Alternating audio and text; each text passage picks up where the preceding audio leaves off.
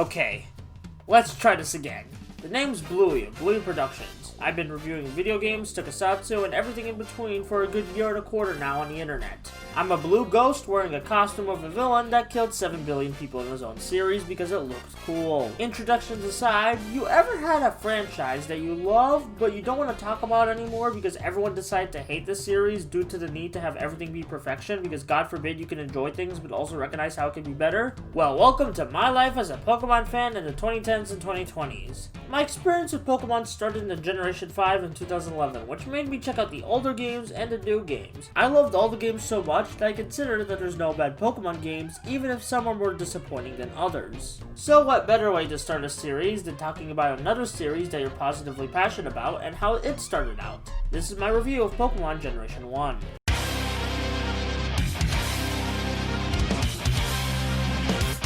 The creation of Pokemon can be traced back to bugs. Bug collecting was a popular hobby in Japan, a hobby that Satoshi Tajiri quite enjoyed. Though with Japan's declining insect population, it wasn't as practical to do this in the 90s compared to when Satoshi was a kid. So Satoshi set out to create a portable game that could recapture bug collecting in the olden days. This led to the development and release of the Game Boy classics Pokemon Red and Blue, or Pokemon Red and Green in Japan. I guess the Japanese assume that the US hates grass and the environment, which isn't false. Actually, there's more going on with the American releases than just a change of box art and color. The Red and Blue we got in America was Japan's Pokemon Blue. You see, after the success of Pokemon Red and Green in Japan, they released Pokemon Blue, an updated version of the game that polished the graphics and gameplay of the last release. The Western Pokemon Red and Blue took the updates of Japan's Pokemon Blue and reworked the game with the version-exclusive Pokemon found in the original Red and Blue. So if you don't count remakes and re-releases, there's technically 6 different versions of Pokemon Generation 1. The 6th one I'm referring to is Pokemon Yellow, which I'll discuss near the end of the video once I get the main review out of the way.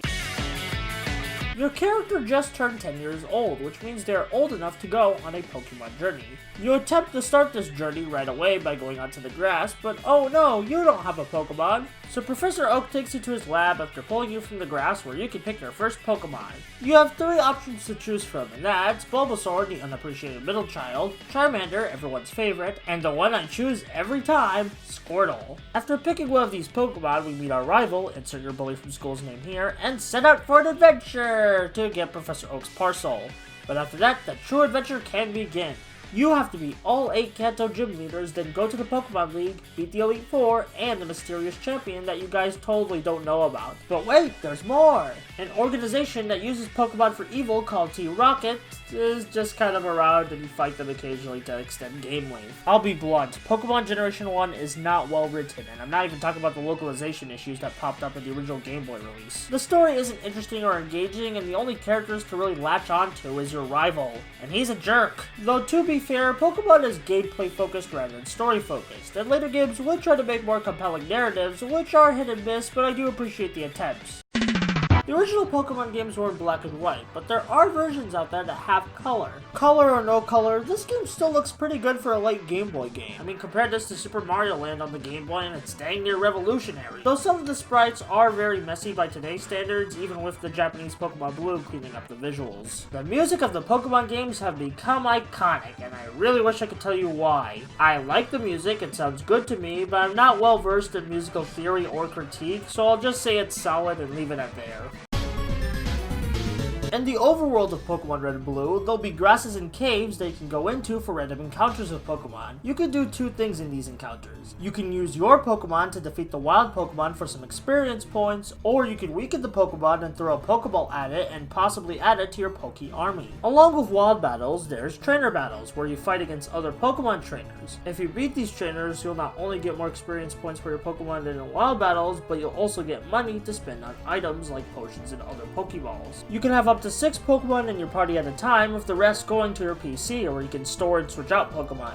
Each Pokemon has their own type, which can include Normal, Fighting, Flying, Poison, Ground, Rock, Bug, Ghost, Fire, Grass, Electric, Psychic, Ice, and Dragon. Each Pokemon type is weak or resistant to another, which is a factor that can decide how difficult the game is with what Pokemon types you're going to be catching. While Pokemon Red and Blue are somewhat easy, if you don't build a balanced team and level up properly, you might struggle later on in the game. Pokemon is my favorite turn-based RPG system in gaming. I probably have a nostalgia bias, but the gameplay is simple, relaxing, encourages customization with all the different Pokemon you can get, and has strategy, even with the imbalances the first generation brings, reducing that strategy. While I never had a problem with the psychic types and weird stat distribution of Generation 1, other people have, and it is a legit critique to make about the games. Speaking of another legit critique I have, HMs, or Hidden Machines. These are items you can get that can teach special moves to Pokemon. The problem with HMs comes with the fact that you need to teach these moves to your Pokemon to progress through the game, and these moves cannot be deleted once they're taught to the Pokemon, which is very annoying with moves like Cut and Flash. Though I like HM moves like Strength and Surf since they're useful in and out of battle, but we still should have had these abilities as items you can use in the overworld rather than mandatory Pokemon moves that could possibly affect team building and difficulty. And now we present you with a quick detour to Bluey's top 5 Pokemon of Generation 1 in no particular order. Hit it! As a big water type stan, it's nice to know that the first water type starter is pretty cute, and their final evolution, Blastoise, makes Wartortle's madness more acceptable. Despite the Pidgey being the most marketed of all the Generation 1 flying types, I'm more fond of the Sparrow line. Something about using spoons as weapons just appeals to me. Poliwhirl and its evolutions deserve more love, dang it. I like magnets. This has been a quick detour for Bluey's top 5 Generation 1 Pokemon in no particular order. Before I give my verdict on these games, let's quickly touch upon Pokemon Yellow like I promised earlier. Pokemon Yellow is another version of Pokemon Red and Blue with a twist. The only starter you have is Pikachu. This is the mainline Pokemon game I put the least amount of hours into, and that's solely because of the beginning of the game. You are forced to catch a Mankey just to beat the first gym, because Pikachu can't attack ground types, which the first gym specialize in. I'd still say Pokemon Yellow is still on par with Red and Blue, but that opening difficulty curve is just a big turnoff for me replaying it. Pokemon Generation 1 is a game that captured the minds and wallets of kids everywhere, and is still the highest selling Pokemon game in the franchise. Yes, it's unpolished and content-light compared to the sequels, and it's constantly milked for that nostalgia dollar quite often with things like the new forms for Charizard and Let's Go Pikachu and Eevee's existence, but dang it, I still find them fun. Yeah, they're unbalanced and outdated games in today's world, but there's still a solid foundation for the sequels with some fun to be had with them in the modern day. I still wouldn't recommend Generation 1 to a Pokemon newcomer with Fire Red, Leaf Green, and Let's Go Pikachu and Eevee remaking and improving this game in almost every way, but if you insist on playing Generation 1, just sit back, relax, and have some good old-fashioned fun, even though fun has been outlawed from everyone known to man. But that's a story for another future Pokemon episode relating to the British. And that does it for the debut episode of The Blue Show. Make sure to... Wait, hold on a second, folks. So I just got sent a mysterious box that I did not order. May as well unbox it to end off the episode and wah! Hello Bluey. The name's Sid and I'm a robot girl assistant designed to help you run the show. Okay, that's nice, but do you know who made and sent you to me? Nope.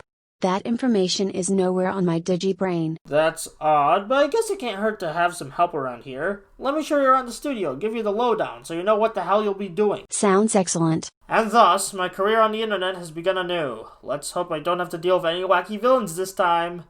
I'm gonna have to deal with wacky villains again, aren't I?